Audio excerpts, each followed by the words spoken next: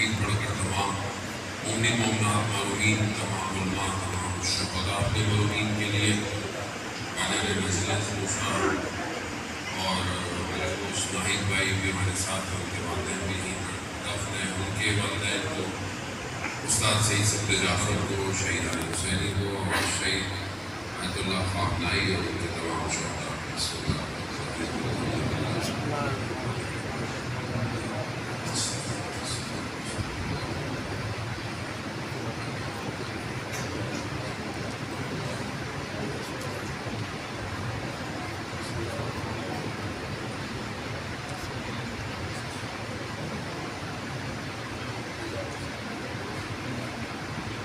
امام زمانہ کی سلامتی کے لیے بلند صلوات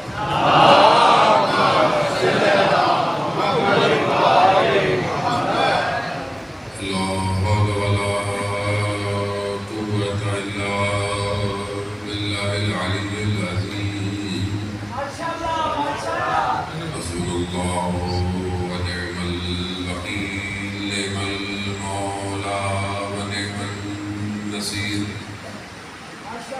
أعوذ بالله من الشيطان الرجيم بسم الله الرحمن الرحيم الحمد لله الذي يؤمن الخائفين وينجي الصالحين وجزاء المستكبرين ويهلك ملوكهم ويستخلف آخرين والصلاة والسلام على رسول الثقلين محبوب رب المشرقين والمغربين جد الحسن والحسين نبينا سيدنا أبي القاسم محمد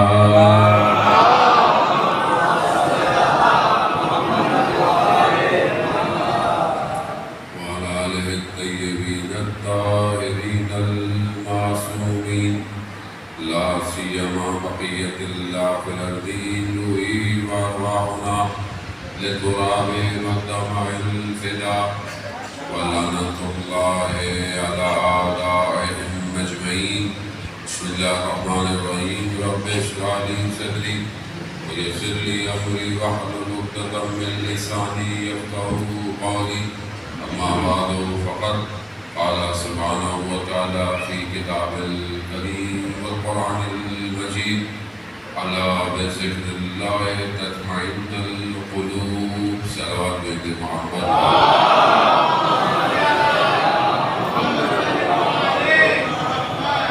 عزیزان سید الشہداء ماہ محرم الحرام کی 13ویں ہے۔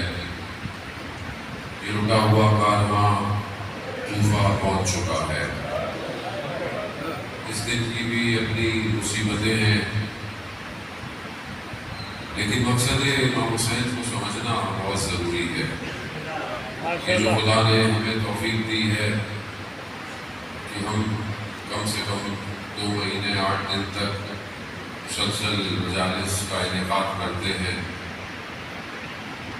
اصل میں یہ ایک یونیورسٹی ہے، ایک دانشگاہ ہے کہ جو پہلی محرم سے جس کا دروازہ کھل جاتا ہے اور داخلے کی بھی کوئی شرط نہیں ہے کہ یہ پڑھا ہوا ہو، پہلے یہ کیا ہوا ہو، نہیں۔ امام حسین یہ بھی نہیں پوچھتے تم نے کتنی نمازیں پڑھی، تم نے کتنے روزے رکھے، حج کیے، نہیں۔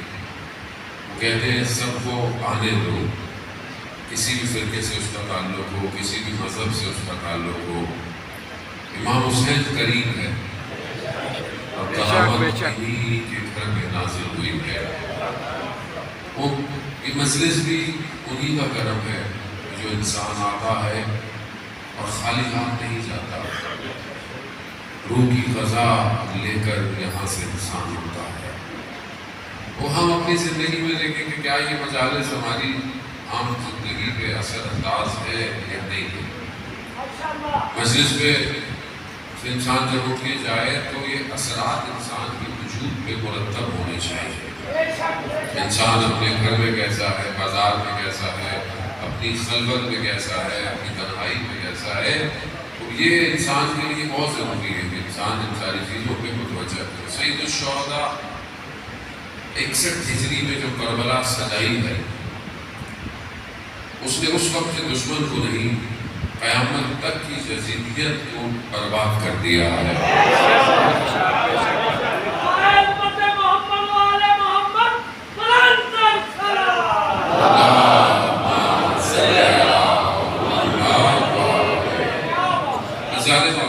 سمجھنے کی کوشش ہے کہ یہ معاملہ 61 ہجری میں رکا نہیں ہے، یہ قیامت تک ہے. امام نے ایسے قانون دیے انسانیت کو. امام کی جنگ اقتدار کی نہیں تھی، اقتدار کی تھی. امام کو ظاہری حکومت نہیں چاہیے تھی. امام امام ہوتا ہے، کوئی امام کو مانے یا نہ مانے. امام حجت خدا ہے پوری زمین پر. امام وہ واسطہ ہے فیض کا جو عرش سے نیچے اترتا ہے.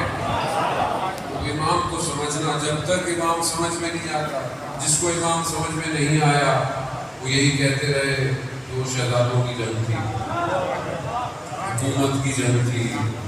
ایسا نہیں ہے. یہ جناب اسماعیل کی اولاد میں سے تھے. انہوں نے ایڑیاں رگڑی، پانی نکل آیا. یہاں امام حسین اشارہ کرتے تو پانی ہی پانی تھا. بات مقابلے کی نہیں تھی، بات اس بے بصیرت، اس سوئی ہوئی امت کو جگانے کی تھی. امت سو رہی تھی نا، اسے جگانا تھا. اصل مشکل اسلام کو تھی. جب اسلام کا مشکل آئے، اسلام کا مشکل کیا مشکل تھی؟ مولانا صاحب اتنی بڑی حکومت تھی، کتنی بڑی حکومت تھی، اتنا حکومت کہ حدود اسلام کے پھیلے ہوئے تھے. یزید برسر خیخار آ گیا. کیسے آیا، کیوں آیا، یہ آپ جانتے ہیں. لیکن علن اعلان آشکار کر رہا تھا کس کو؟ گناہ کو. حرام کو حلال کر رہا تھا، حلال کو حرام کر رہا تھا. علن اعلان کر رہا. کہا وہی کوئی نہیں نازل ہوئی. یہ ڈھونگ تھا. ادھر پروردگار نے 1,24,000 کو بھیجا، نبیوں کو. کیوں بھیجا؟ انسان کے پاس وہ احکام پہنچے، اخلاق پہنچے، قدرے پہنچے جس سے وہ اپنی زندگی بہتر کرے. اور کیوں زندگی بہتر کرے؟ کیونکہ یہ زندگی راستہ ہے چھوٹا سا، اصل زندگی مرنے کے بعد ہے. اصل زندگی مرنے کے بعد، یہ زندگی نہیں ہے. اس لیے غم نہ کھایا کرے. لوگ بہت غم کھاتے ہیں زندگی میں. یہ نہیں ہو رہا، وہ نہیں ہو رہا، یہ نہیں ہو رہا، فصل خراب ہو گئی، بارش زیادہ ہو گئی. پیغمبر کیا فرماتے ہیں؟ حضرت محمد مصطفیٰ صلی اللہ علیہ وسلم کیا ارشاد فرماتے ہیں؟ الدنیا مرزع الآخرہ. دنیا جو ہے وہ آخرت کی کھیتی ہے. اگر یہ کھیت صحیح ہوگا تو اس عالم میں صحیح پھل کٹے گا. آپ محنت کیوں کرتے ہیں؟ فصلوں پہ کیوں محنت کرتے ہیں؟ گرمی میں، دھوپ میں ہل چلا رہے، پانی لگا رہے، رات کو 3 بجے اٹھ کے دوسروں کا پانی کاٹ کے اپنے گھروں میں ڈال رہے ہیں. ایسے ہی ہے نا. یہ فلانا فاصلہ آپ نہیں کرتے. میں ایسے کیا اپنے ہی پانی لگاتے ہیں. آپ کیوں محنت کرتے ہیں؟ آپ یار 4 مہینے 6 مہینے محنت کرو، آگے فصل اچھی آئے گی. فصل اچھی آئے گی تو سارے معاملات چلیں گے. اور اگر فصل خراب ہوگی تو معاملات خراب ہو گئے. اب یہ 4 مہینے 6 مہینے کی فصل کی کتنی ٹینشن ہے. لوگ ایک دوسرے پہ کتنا ظلم کرتے ہیں، ایک دوسرے کا حق کھا جاتے ہیں. بہن بھائی کو حق نہیں دے رہا، فلانے کو حق نہیں دے رہا، پگ ڈنڈی آگے چوڑی کر لی. کیوں؟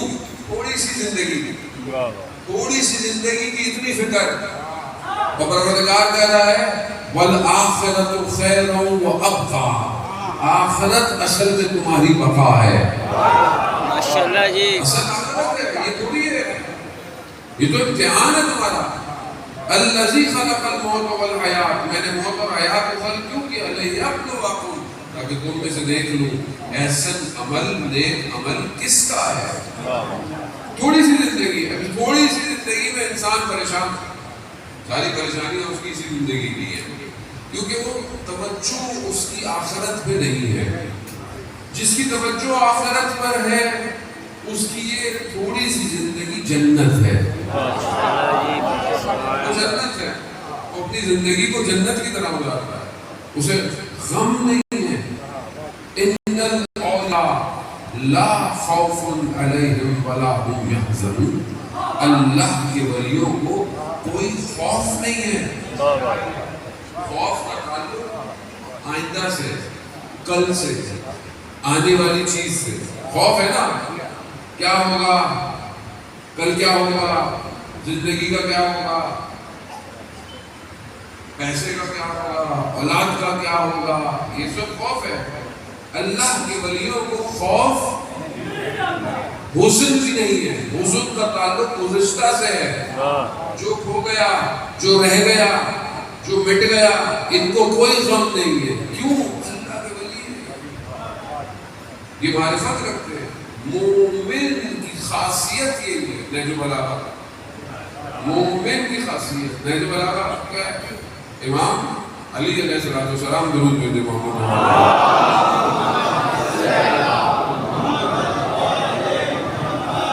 امام فرماتے ہیں مومن وہ ہے جس کو حالات تبدیل نہیں کرتے. کچھ مل جائے تو خوش نہیں ہوتا، کچھ چھن جائے تو غمگین نہیں ہوتا. مومن یہی ہے. لیکن یہاں پہ موبائل پہ اسکرین پہ لائن آ جائے دل ٹوٹ جاتا ہے. اتنا سستا دل ہے ہمارا، ہم دنیا میں پھنسے ہوئے ہیں. انسان اس دنیا میں پھنسا ہوا ہے. یہ بہت ضروری ہے، اس کو سمجھے. کیسے سمجھیں گے، کیسے سمجھ میں آئے گی؟ کیونکہ ہم دین کو وہاں سے نہیں لے پا رہے صحیح طرح جہاں دین اترا ہے. یہ جو دنیا آج پریشان ہے، بلکہ آج کو حالات میں دنیا کو پتہ چل گیا کہ اصل حق وہی ہے جہاں علی ہے. ماشاءاللہ جی، بے شک. یہ بات نہیں تھوڑی ہے. میں آپ کو علامہ امینی کا واقعہ سناتا ہوں. علامہ امینی رضوان اللہ تعالیٰ علیہ، آپ جانتے ہیں علامہ امینی وہ ہیں جنہوں نے 30 سال سے زیادہ کا عرصہ لگایا. 30 سال کس میں؟ صرف اور صرف غدیر کتاب لکھتے ہیں. 30 سال کیا جمع کیا؟ جتنے بھی فضائل اور مناقب امیر المومنین کے تھے ان کو جمع کیا. دمشق، بغداد، نجف، ہندوستان، جہاں جہاں انہیں پتہ تھا کتابیں ہیں وہاں جاتے تھے اور لکھ کر لائے. 30 سال میں کتاب لکھی ہے. 30 سال. سوچے جو 30 سال میں امام کے لیے کام کرے.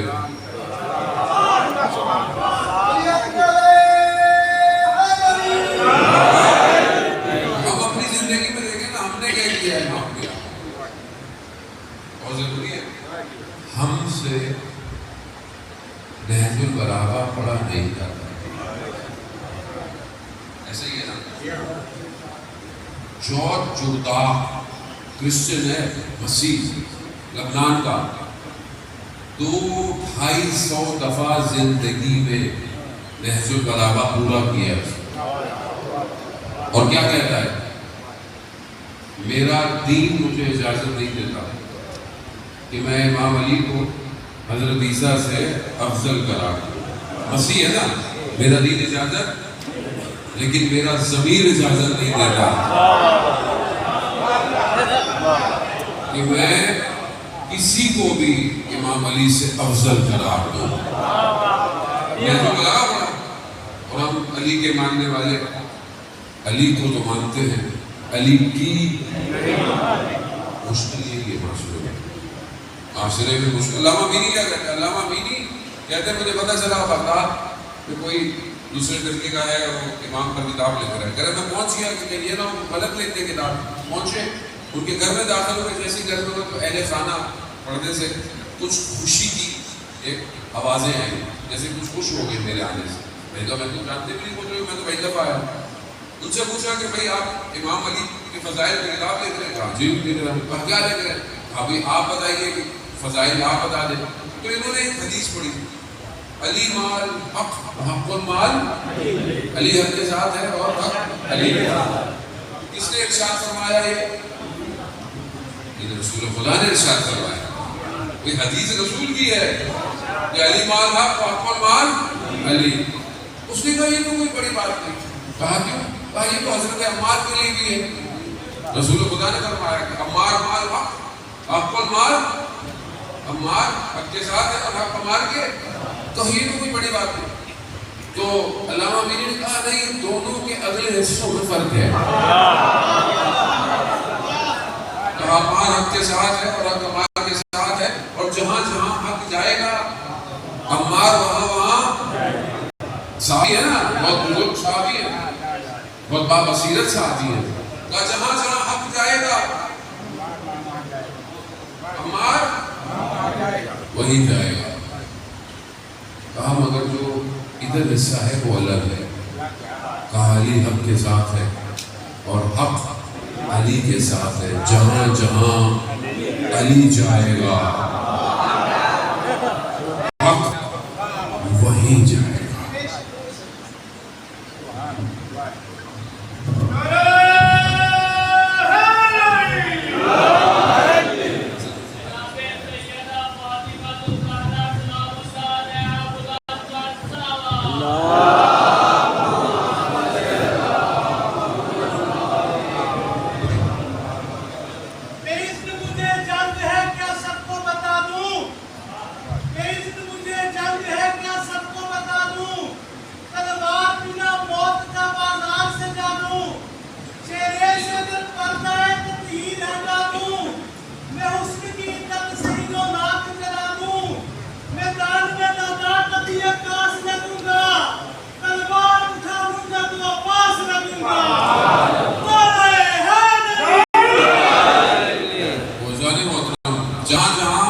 علی جائیں گے وہاں وہاں وہ فرق ہے دونوں میں ازالے موت. اب یہ ذہن میں رکھنا ہے حق وہی ہے جہاں،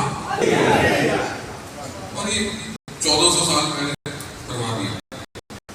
اب آپ علامہ امینی نے پوچھا جب میں آپ گھر میں داخل ہوا تو آپ کے گھر والے خوش ہوئے، خیریت؟ کہا ہماری بیٹی بیمار ہے، اور جب بھی کوئی عالم دین آتا ہے تو آپ بھی لباس میں تھے، تو گھر والے سمجھے کہ کوئی ہمارے مذہب کا عالم دین آیا ہے، تو اس لیے خوش ہو گئے کیونکہ وہ کچھ لکھ کے دیتے ہیں تو یہ تھوڑے دن ہماری بیٹی ٹھیک ہو جاتی ہے. علامہ امینی نے کہا کہ اگر آپ برا نہ مانے تو میں بھی کچھ لکھ کے دے دیتا ہوں. تو کہاں دے دے، لکھ کے کچھ دیا، کاغذ لپیٹ کے دے دیا. کچھ عرصے بعد پتہ چلا بچے کی بیماری بالکل ٹھیک ہو گئی. تو انہوں نے پوچھا علامہ امینی سے کہ آپ نے کیا لکھا تھا؟ کہا میں نے تو صرف اور صرف علی لکھا تھا.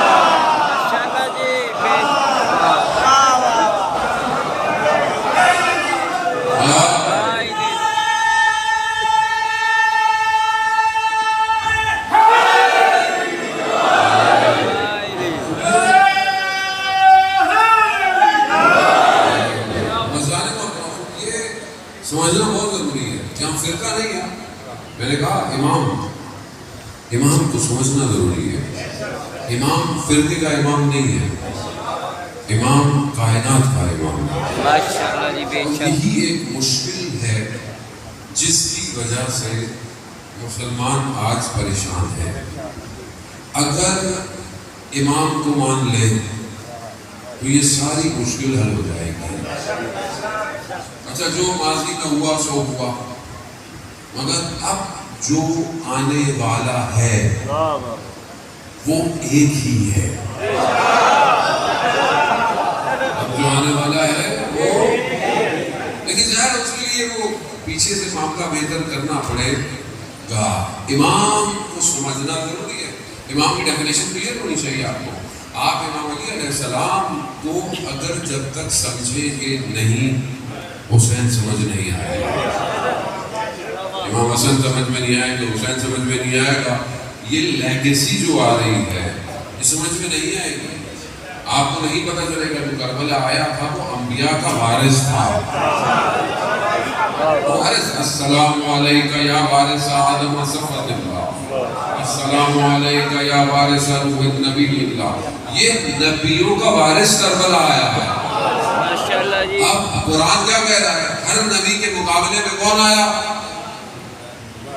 کون آیا؟ فرعون آیا، شداد آیا، نمرود آیا، قارون آیا، آگے آپ خود جانتے ہیں کون کون آیا. جانے محترم اب جو نبی کے وارث کے مقابلے میں ہوگا وہ کون ہوگا؟ وہ صرف یزید نہیں ہے، وہ یزیدیت ہے، وہ فرعونیت ہے، وہ نمرودیت ہے.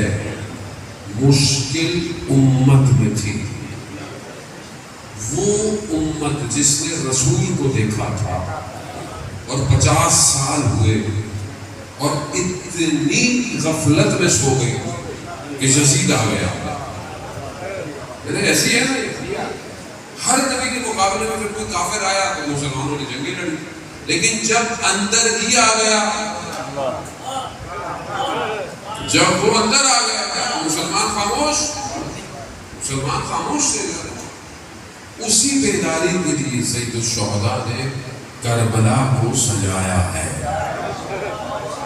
اور یہ آج بھی ایسے ہی ہے، آج بھی آپ کے سامنے وہیں پر حق ہے جہاں پر علی کے ماننے والے ہیں. آج آپ کے سامنے دنیا کے حالات ہیں، مسلمانوں کے حالات آپ کے سامنے ہیں.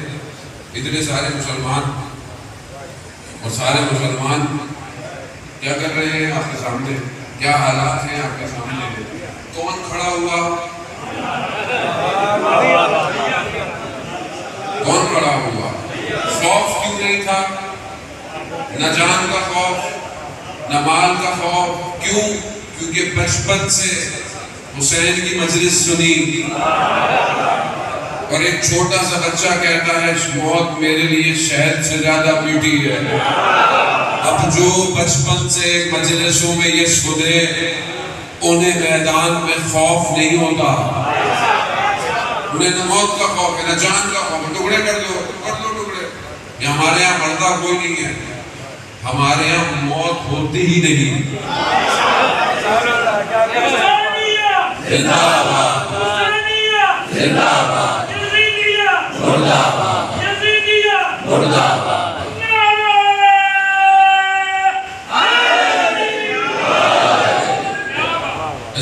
جو کربلا آئے، جو امام کے صحابی آئے، کیا وہ کچھ لے کر آئے؟ نہیں، وہ سب چھوڑ کر آئے تھے.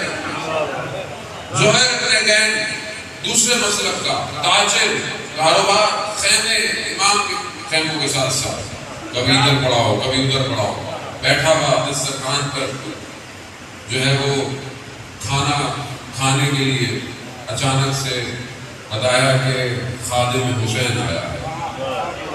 وہی رک گیا. کہا جس بات کا ڈر تھا.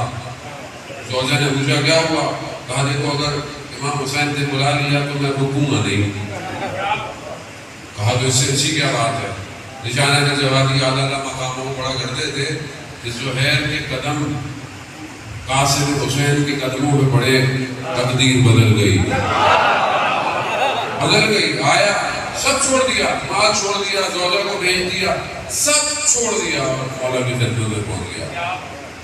جو امام کے پاس آتا ہے اسے دنیا کچھ نہیں دے سکتی، ماشاءاللہ جی. نہ اسے دنیا کی ضرورت ہے. جسے حسین عطا کر دے اسے دنیا ویسے بھی کیا عطا کرے گی. دیکھیں نا، آج آپ سلام پیش کرتے ہیں اصحاب امام حسین کو، آج آپ سلام پیش کرتے ہیں. امام حسین قریب ہے، مگر امام کو سمجھنا جو سمجھ گئے. تہران کے ایک عالم دین کے پاس ایک شخص آیا، کہتے ہیں کہ ہمارا بھائی بہت خراب ہے، چوری بدماشی سارے غلط کام. ہم نے سوچا اس کی شادی کروانے ٹھیک ہو جائے، لیکن معاملہ بہتر نہیں ہوا. آپ اس کو کوئی نصیحت کریں. کہا جس نے اتنا کچھ کرنے کے باوجود کچھ نہیں ہو رہا میری نصیحت کیا کرے گی؟ کہا بہرحال ہم پریشان ہیں، ہمارا بھائی ہے، کیا کرے؟ کہا ایک کام کرو، اسے کربلا لے جاؤ زیارت کے، خدا سب کو کربلا کی زیارت نصیب کروا، کربلا لے جاؤ، اور اگر اس کی آنکھ میں آنسو آ جائے نا پھر میرے پاس لے آنا، اس کا مطلب ہے کہ اس کے اندر نور آ گیا، پھر وہ میری نصیحت کو مان لے گا۔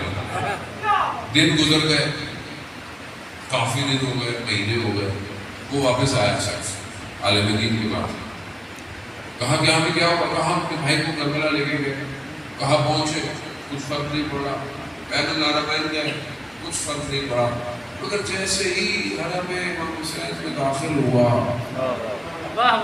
آنکھوں میں آنسو آنا شروع ہو گئے، روزے تک پہنچا زار و قطار ہو رہا تھا جیسے کوئی بچہ گریہ کرتا۔ کہا بس ٹھیک ہے، بہت اچھا ہوا، نور آ گیا، لے آ نصیحت کے لیے۔ کہا ضرورت نہیں رہی۔ کہا کیوں؟ کہا جب وہ رو رہا تھا نا زری کے پاس، اس وقت ہم نے کہا دیکھو قسم کھاؤ اب کوئی غلط کام نہیں کرو گے۔ کہا اس نے وہی قبول کیا جسے حسین بدل دے، ایک آنسو کا قطرہ جہنم کی آتش کو بجھا دیتا۔ معرفت امام کو سمجھنا ضروری، بے امام کو نہیں سمجھیں گے ہم نہیں پہنچ سکتے وہاں۔ جو امام کو سمجھے تھے وہ شب عاشورہ بھی آ گیا، وہ روز عاشورہ بھی آ گیا، حر علیہ السلام ہو گیا۔ ایسے ہی ایک حر کا انتظار ہے، کس کو؟ امام زمانہ کو۔ آج پلٹ جاؤ آپ کو قبول کر لے گا۔ بہت ضروری ہے، ہماری زندگی ہے، میں خطا کار ہوں، میں اپنی بات کر رہا ہوں، مجھ سے غلطیاں ہیں، کوتاہیاں ہیں، زبان کی غلطی ہے، نگاہوں کی غلطی ہے، کان کی غلطی ہے، افعال کی غلطی ہے۔ انسان ایک عادت دنیا میں ہے، جب تک انسان دنیا میں ہے تو کٹھیڑے پہ کھڑا ہوا ہے، اور ظاہر ہے دنیا اس کے اوپر حملہ کرتی ہے، خواہشات، نفسانی خواہشات، آرزوئیں، یہ سب انسان کو حملہ کرتی ہیں، انسان کو پھنسا دیتی ہے، انسان بہرحال اس غفلت کے سمندر میں ڈوب جاتا ہے۔ مگر پروردگار کریم ہے، خدا یہ نہیں کہتا کہ فلانی عمر میں آؤ، فلانی نہیں، خدا قرآن میں ایک آیت ہے، وہ آیت سب کے لیے، خدا نے کوئی شرط نہیں لگائی، خدا نے کہا ان اللہ یحب التوابین، میں توبہ کرنے والے سے محبت کرتا ہوں۔ ماشاءاللہ جی، بے توبہ کرنے والے سے، یعنی خدا کو اپنی مخلوق پسند ہے، خدا رحمان ہے، جانے کو وہ اتنا عظیم ہے کہ جس کے لیے امام حسین نے اپنا سب کچھ لٹا دیا۔ تو سوچے نا کہ امام حسین کتنے قریب، وہ عظمت و جاہ و جلال، مگر خدا کی بارگاہ میں سب کچھ دے دیا۔ رسن بے قضا تسلیم سب آپ کی وجہ سے۔ ہماری زندگی میں خدا کا، ہم اپنے پروردگار کی بارگاہ میں کتنے شرمندہ ہیں، ہم اس کی بارگاہ میں کتنا گریہ کرتے ہیں۔ اللہ کے نبی گناہ نہیں کرتے، خطا نہیں کرتے، نعوذ باللہ، کیوں؟ کیونکہ معصوم ہے، اللہ کا نبی معصوم ہے، اور معصوم نہ ہو تو ہدایت بھی دے سکتا ہے، یہ بہت ضروری ہے۔ مشکل میں نے بتایا نا، مشکل ان مفاہیم کو تفسیر کرنے میں، جیسے امامت کا کانسیپٹ لوگوں کا کلیئر نہیں ہے، ہر کوئی ان 12 اماموں کو باقی اماموں کی طرح سمجھتا ہے، جبکہ ایسا نہیں ہے، یہ 12 امام الگ ہے، یہ معصوم ہے، ان جیسا کوئی نہیں ہو سکتا، اور یہ اللہ کے منتخب بندے ہیں۔ اور قرآن کی آیت اس بات پہ دلیل ہے، قرآن کی بسم اللہ الرحمن الرحیم، اطیعوا اللہ اطیعوا الرسول وَأُولُو الْأَمْرِ مِنْكُمْ، اللہ کی اطاعت کرو، رسول کی اطاعت کرو، اور کس کی؟ اولو الامر کی اطاعت۔ اللہ اطاعت کا حکم دے رہا ہے، جیسے اللہ کی اطاعت ہے ویسے ہی رسول کی اطاعت ہے۔ ایسا نہیں ہے کہ اللہ کی اطاعت کرو تو رسول کی بات نہ ماننا، جس نے رسول کی اطاعت نہیں نے اللہ کی اطاعت بھی نہیں کی. اسی طرح اللہ کہہ رہا ہے جیسے میری اطاعت ویسے رسول کی اطاعت، جیسے رسول کی اطاعت ویسے ہی اولو الامر کی اطاعت. اب اللہ اطاعت کا حکم دے رہا ہے. اب اولو الامر مسئلہ تھا یہی ہے کہ اولو الامر کی ڈیفینیشن میں فرقوں میں فرق ہے.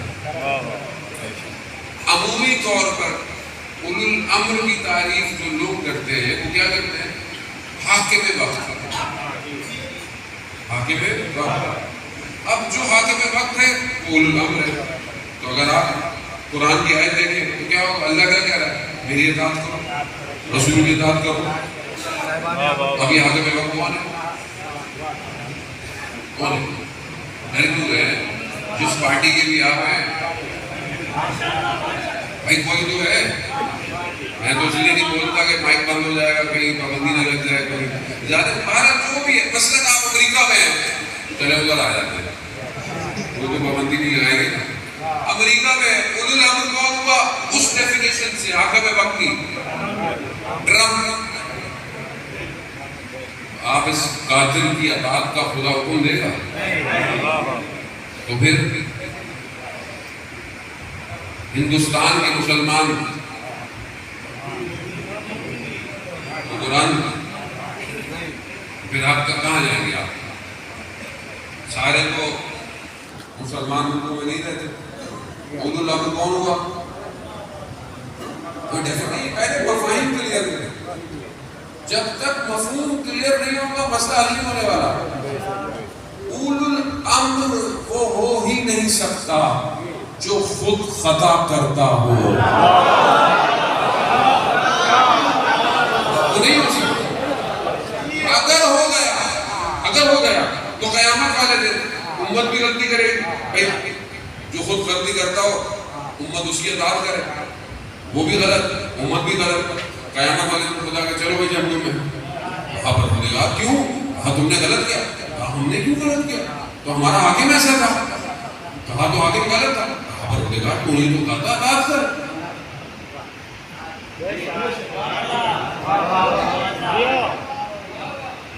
مسئلہ مفاہیم کا ہے. کب تک اپنی دکانوں کو بچانے کے لیے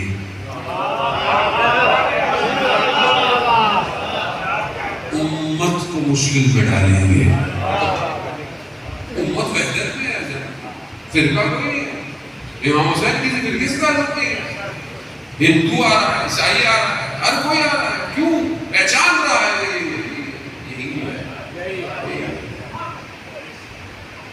اولو الامر سوائے معصوم کے کوئی نہیں ہو سکتا. صحیح ہے. اب جب تک یہ کلیئر ہو گیا، یہ کلیئر ہو گیا. اب کون ہوگا معصوم؟ کیسے ریمائنڈ کروں؟ کیسے ریمائنڈ کرنی پڑے گی نا.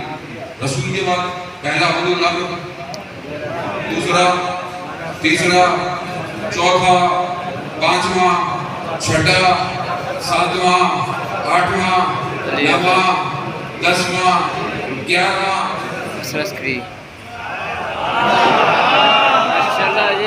اگر کوئی اور ہے تو بتاؤ. کوئی اور ہے؟ کسی نے دعویٰ نہیں کیا. یہ اسلام کا مسئلہ ہے، فرقے کا نہیں ہے. ہم فرقوں میں بٹ گئے نفرتوں کی وجہ سے.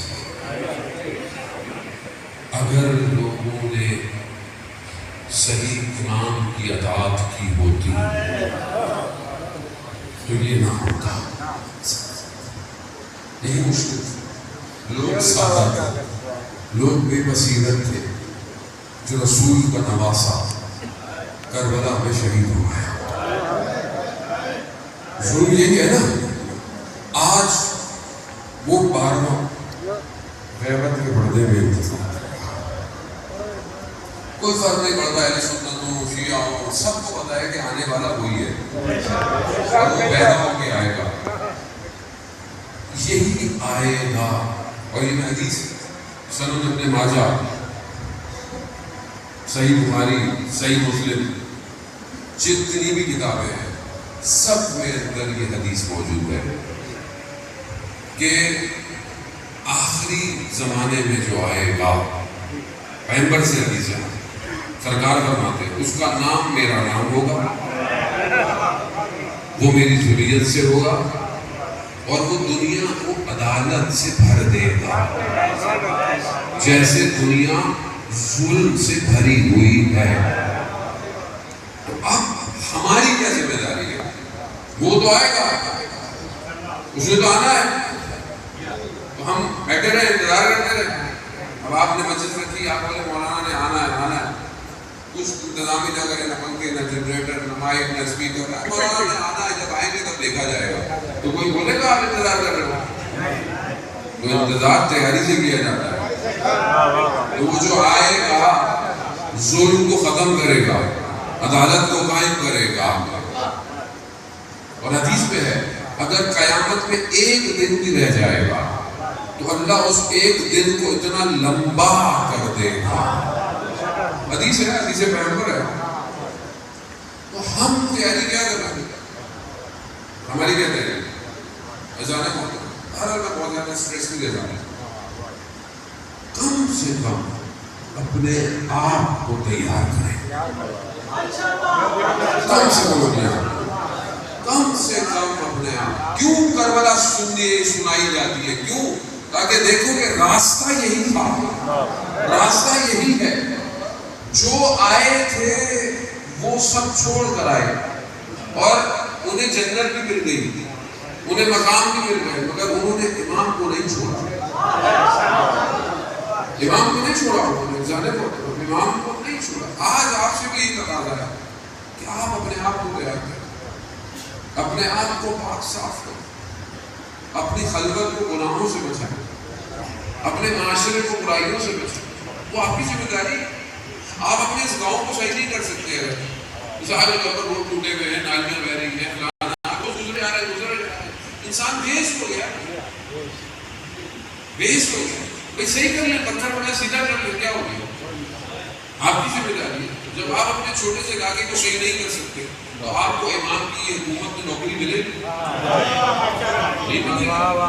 جو چھوٹا سا کام نہیں کر سکتا وہ امام کی حکومت کیا کرے گا؟ علامہ حسن زادہ عاملی، بہت بڑے فلاسفر، عارف، بہت بڑے عارف، ان کا جھولا ہے یہ۔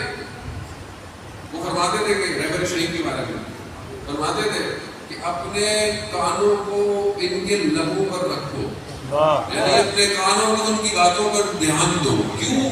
کیونکہ ان کے کان امام زمانہ کے لبوں پر ہے۔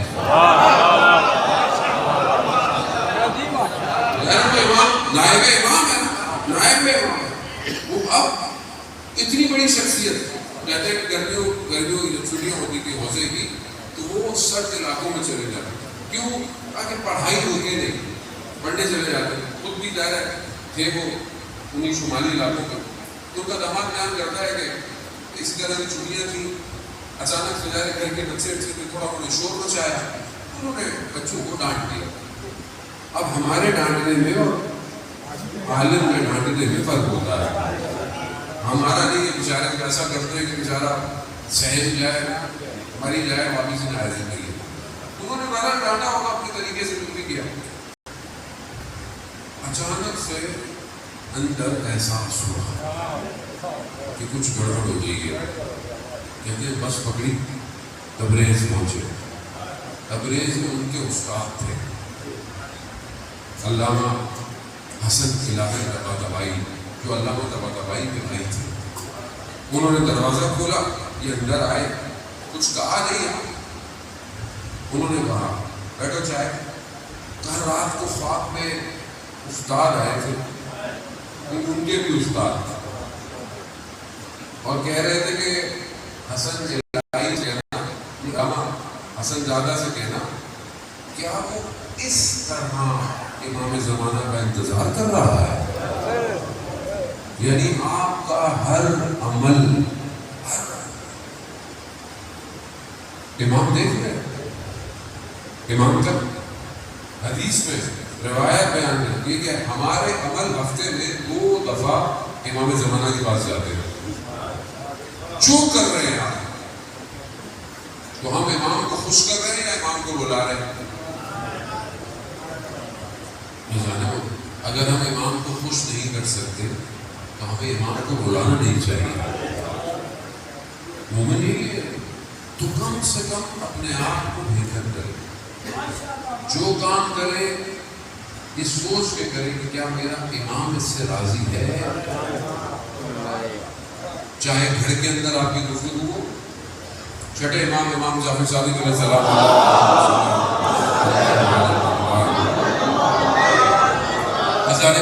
بڑی تیزی سے بغل گزر گیا. آپ کی حسین سماعتیں ایسی تھی تو آپ کا پتہ ہی نہیں چلا. حالانکہ گرمی کی شدت ہے پھر بھی آپ حسین کا صدقہ ہے بیٹھے ہوئے. حضرات محترم امام فرماتے ہیں کہ اگر کوئی تمہارے ساتھ برائی کرے تو تم اس کے ساتھ اچھائی کرو. اگر کوئی تمہارے ساتھ برائی کرے تو اس کے ساتھ اچھائی کرو. اگر کوئی تم سے رشتہ کاٹے تم رشتہ جوڑو. اگر کوئی تمہیں برا بھلا کہے تو اس کو سلام کرو. آسان کام نہیں ہے، نفس اجازت نہیں دیتا، لیکن امام کی بات کب مانے گا زندگی میں؟ بھائی کوئی آپ کو برا کہہ دے، بھلا کہہ دے، ہمارے یہاں برا کہہ دے بندہ مار دیا، برا کہہ دے، یہ تو ہمارے حالات میں بات بھی کرتی ہے. یہ کیا ہو گیا؟ کتنے دن زندہ رہنا ہے؟ 60-70 سال قبرستان بھرے ہوئے ہیں، اس پر ہماری عقل ہی مطلب نہیں ہوتی. امام کہہ رہے ہیں کوئی برا کہے سلام دو، کوئی ظلم کرے انصاف کرو. یہ نہیں کہ اس نے اگر کوئی زیادتی کی ہے تو اس سے زیادہ زیادتی کرو، نہیں، انصاف کرو. اور اگر کوئی بہت تمہارے ساتھ غلط کرے امام فرماتے ہیں اسے معاف کر دو. معاشرہ ایسے معاشرہ تہذیب نہیں ہے. خود امام دوسرے اگر کوئی تمہیں ایک دفعہ برا کہے تو تم اس کے بدلے میں 10 دفعہ برا مت کرو، بلکہ ایک دفعہ بھی برا نہیں کرو. حتیٰ امام اگلے حصے میں کہتے ہیں اگر کوئی 10 دفعہ تمہیں برا کہے تو تم اسے ایک دفعہ بھی جواب نہ دو، بلکہ کیا کہو؟ امام فرماتے ہیں اس سے کہو کہ اگر تم نے مجھے برا کہا ہے، اگر یہ برائی میرے اندر پائی جاتی ہے تو خدا میری ہدایت کرے، اور اگر یہ برائی میرے اندر پائی نہیں جاتی تو خدا تمہیں معاف کرے. معاشرہ یہی ہے، معاشرہ یہی ہے. اگر اس سوسائٹی کو بنانا ہے جس میں امام آنا ہے تو پھر ویسے ہی اطاعت کرنی پڑے گی جیسے انہوں نے کہا ہے. ملک اشتر بس اپنی گفتگو تمام اللہ تعالیٰ میں آپ سے جو ہے وہ تمام سے دعا. ملک اشتر جیسی شخصیت، کیسی شخصیت؟ جنرل ہے، ایسا جنرل ہے کہ امام علی کو بھروسہ ہے. جب ملک اشتر شہید ہوئے کہ امام کے لیے بہت بڑا نقصان تھا. ملک اشتر جیسی طاقتور شجاعت ترین شخصیت بازار سے گزر رہی ہے. کسی نے اہانت کی تو اس کو پتہ نہیں، چلے گئے پیچھے شخص آئے، اب تمہیں نہیں پتا کون تھا؟ کہاں ملک اشتر تھا. کہاں پہ نہیں لگا، ڈھونڈتا ملک اشتر کو دیکھا. ملک اشتر مسجد میں بیٹھے ہوئے. کہا میں معذرت چاہتا ہوں، مجھے نہیں پتا تھا آپ کون ہیں. کہا میں مسجد آیا اس لیے تھا کہ اللہ کی بارگاہ میں تمہاری مغفرت طلب کروں. معاشرہ سازی ہے. یہاں تو گاڑی کیوں گزر جائے آگے سے، میں یہ میں وہ، میرے وہ تعلقات، میرے تعلقات، کون سے تعلقات؟ چھینک لے آدمی، ناک کی ہڈی واپسی میں اپنی جگہ پہ نہ مر جاتا ہے آدمی. کون سے تعلقات؟ کس چیز پہ غرور ہے انسان؟ پتہ نہیں قبر بھی نصیب ہوگی نہیں ہوگی. جھک کے رہے اس کی بارگاہ. یہ دنیا بہت محدود ہے، تھوڑی دیر اصل بات، مگر اس تھوڑی دیر میں امام نے بھی کیا کربلا کو بنایا، ایک دن کو قیامت تک کے لیے بنا دیا۔ 13 محرم کہ اپنے مسائل لٹا ہوا کارواں کوفہ پہنچ چکا ہے۔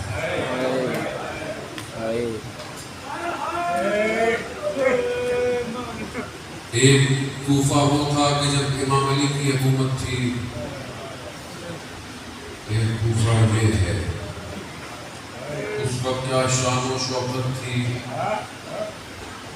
اب دن میں کارواں پہنچا، ابن زیاد لئی نے کہا رات کو پہنچا، کہا دن کا انتظار کرو، گلیوں کو سجایا جائے،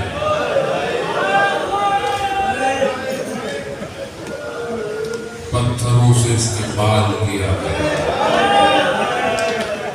بہت مصیبت ہے، مصیبت چھوٹی مصیبت نہیں ہے۔ ایسے نہیں میرا امام 35 سال بولتا رہا، اہل حرم ساتھ ساتھ ہے، اغیار کا مجمع ہے۔ یہ مصیبت ایسی تھی، سر نیزوں پر ہے۔ کتنے مقام تھے ایسے جس میں جناب زینب نے اپنے بھائی کے سر کو دیکھا،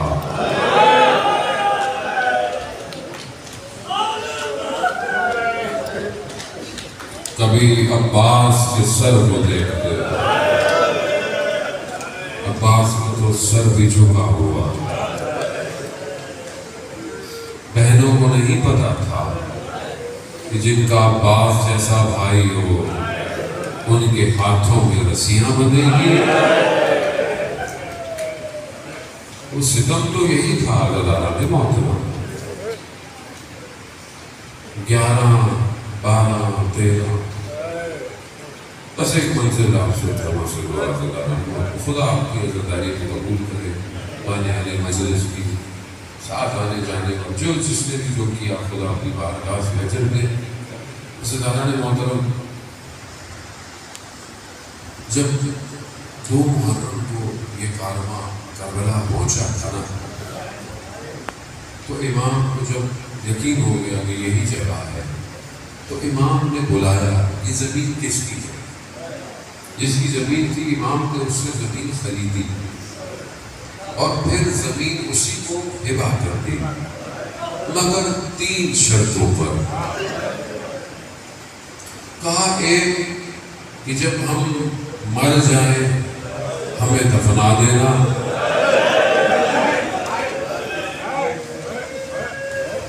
کوئی ہمارا پوچھتا ہوا آئے تو اسے ہماری قبر کا نشان بتا دینا، اور کوئی ہمارا زائر آئے اسے 3 دن تک مہمان رکھنا۔ یہ شرط لگائی بنی اسد قبیلہ۔ پھر امام نے مردوں کو بلایا کہ بھئی ہمیں دفنا دینا۔ مرد روتے ہوئے چلے گئے، امام نے خواتین کو بلایا، دیکھو اگر تمہارے مرد خوف کی وجہ سے ہمیں نہ دفنائے تو پانی بھرنے کے بہانے آنا، ہمیں دفنا دینا۔ خواتین بھی روتی ہوئی چلی گئی، کہا بچوں کو بلاؤ۔ بنی اسد کے بچے آئے، دیکھو بچوں اگر تمہارے باپ تمہارے مرد نہ دفنائے، تمہاری مائیں بہنیں نہ دفنائے نا، تو تم مٹی کھیلنے کے بہانے آ جانا، مٹی کھیلتے کھیلتے ہمیں دفنا۔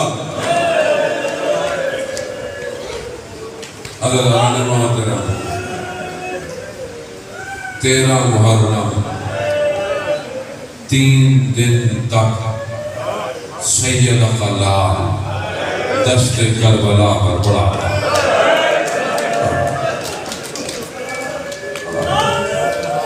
وہ جسے چکیاں پیس کر پالا تھا، وہ جسے رسول نے اپنے دوش پہ بٹھایا تھا، وہ بدن تیروں کی زد میں پڑا رہا، سر پوری کا بدن کی حالت تو جانتے ہیں نا آپ، زخم اتنے ہیں، نشان تیروں تلواروں کے اتنے تھے کہ 11 محرم کو بیٹی پہچان نہ سکی۔ بیٹیوں والوں نہیں برداشت کر سکتے، مصیبت بہت بڑی ہے۔ بس آخری منزل 13 محرم 3 دن گزر گئے، امام اس نے امامت سے ہاتھ میں زنجیریں بندھی ہوئی، گلے پہ طوق بندھا ہوا، کربلا پہنچا۔ بنی اسد کے قبیلوں سے بدن دفنا رہے ہیں۔ کس کا بدن ہے؟ سر تو موجود نہیں ہے۔ امام نے کہا یہ اس کا بدن ہے، یہ اس کا بدن ہے۔ ایک بدن کی طرف جانے لگے، کہا رک جاؤ، کہا اس کو میں خود دفناؤں۔ مولا کس کا بدن ہے؟ کہا یہ بابا کا بدن ہے۔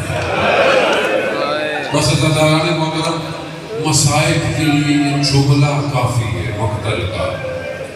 امام نے کہا بوری ہے بوری،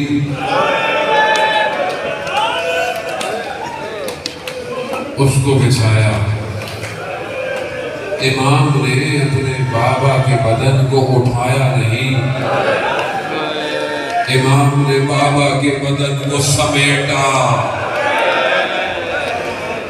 اتنے زخم تھے بدن پر، اتنے تیر، تلواریں، نیزے، گھوڑوں کی ٹاپیں، بدن بکھرا ہوا تھا۔ امام نے بدن کو سمیٹا، دست کربلا میں رکھا، کہا کربلا تو کتنی خوش قسمت ہے کہ میرے وجود میں حسین دفن ہوتا ہے۔ اب امام ادھر ادھر دیکھتے ہیں، کیا دیکھ رہے ہیں مولا؟ کہا جب کوئی مسلمان دفنایا جائے تو چہرہ رخ قبلہ کیا جاتا